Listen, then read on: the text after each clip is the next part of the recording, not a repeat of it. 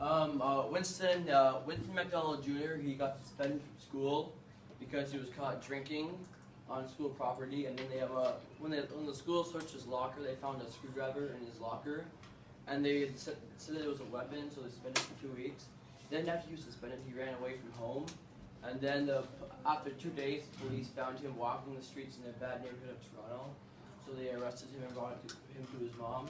So then his mom decided that because he had, like, it was the third time he had been suspended for months, so that she sent him off to his dad for the 2 weeks.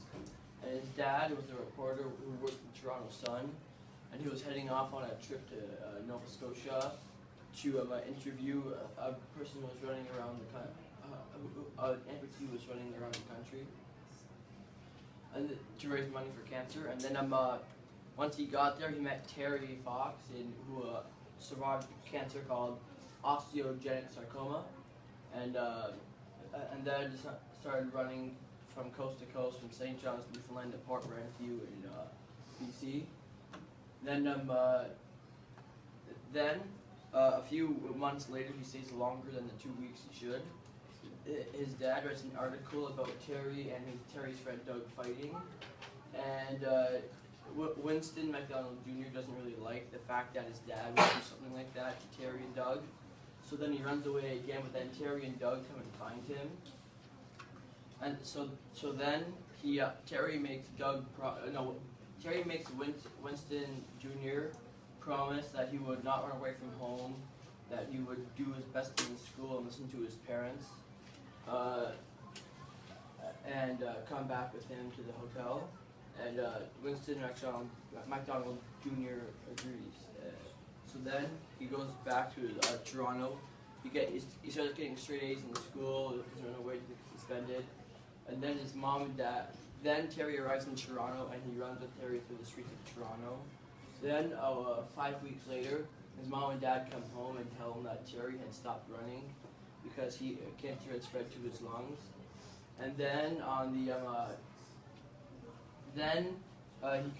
Terry calls him, and then Terry says, even if I die, my spirit won't. I'll never give up. How about you? Then Winston says, neither will I, Terry, neither will I. Then the book ends. Okay, so the main characters in the novel are Winston McDonald Jr., that's the one that ran away, that had to go with his dad. His dad is Winston McDonald Sr., Terry Fox, the amputee that's running around Canada, and Doug Aldward, Terry's best friend, that's supporting him through his journey. Okay, so facts about the story. So the story takes place in Nova Scotia, in year 1980. And the climax is when Terry has a talk with Winston Jr., so when they're running across Canada, they talk about school and cancer and everything. The theme of this book is the determination. We think the theme is because Terry, he never gave up, he still ran. I think he ran for like another 2 miles after he had cancer in his lungs. And he stuck to his goal for a very long time up until he died, which is, very tragic. Okay, so the character analysis are Terry Fox. We did our character analysis on Terry Fox. I think he's determined, selfless, caring, and courageous. I think he's determined because he was determined to run across the country, across Canada, and he kept going until he got cancer. And he's selfless because he didn't just think about himself. He raised money for all the other cancer victims, and caring, same thing. So, and he's courageous because he had courage to run across Canada and on one leg.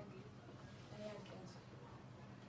Okay, so why we chose this book? Well, first I chose the book, and I had no one with me, and Misty asked everyone if anybody else wanted to, and they chose to. But I chose it because I seemed intrigued by the cover, because we've learned a lot about Terry Fox in the past years before we did our Run for Terry, and I just wanted to learn more about him and what he did, so I chose the book. Surprisingly enough, it did help me learn more about him and what he was doing. So I'd give it a 5 out of 5 rate because like it always keeps you interested and you want to read more and you don't want to stop because like you think like it leaves you on like a cliffhanger. So The book is 236 pages. It's printed by the Puffin, by Puffin. The author is Eric Walters. It's realistic fiction, and the morals are never give up and nothing is impossible. We gave the gifts for Terry Fox. So gift number 1 is an amazing artificial leg. Because if he had a better artificial leg, it would have been easier to run on it across Canada. And second gift, we give him money. Because if he had money, because he's raising money for cancer research, and so if he had money, it would be easier and he would fund more money. Gift number 3, give him a pair of running shoes, so it can be easier for him to run across Canada. And